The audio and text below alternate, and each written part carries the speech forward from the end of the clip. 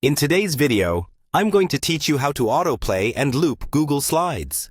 This is particularly handy when you're setting up a presentation for an event or a display and want it to run continuously without any manual intervention. I'll take you through the steps to make this process easy and seamless. Let's dive right in.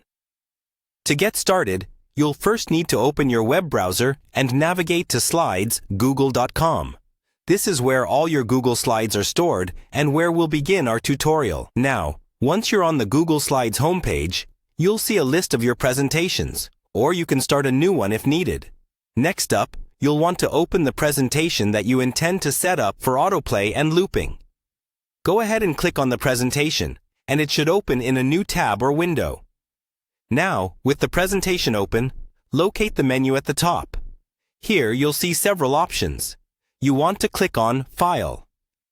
This is going to be our gateway to setting up your slideshow to operate hands-free.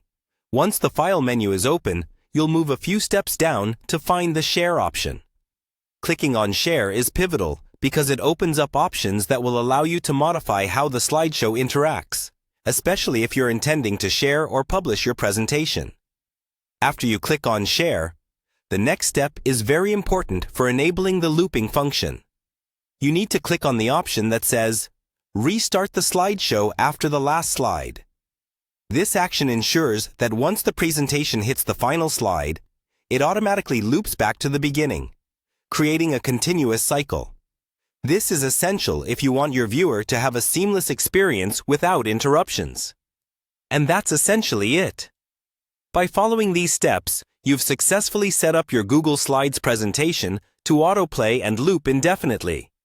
It's a simple yet effective way to smoothen out your presentation delivery, especially in scenarios where you just can't be hands-on all the time. Remember, setting it up this way ensures that your flow of information remains uninterrupted, keeping your audience engaged. Thank you for joining me today. I hope you found this tutorial helpful and are now better equipped to create dynamic, automated slide presentations that work for you regardless of the venue or occasion. Don't forget to practice your new skills and explore the settings more to discover additional features that might be beneficial for your specific scenarios. Stay tuned for more helpful guides and see you next time.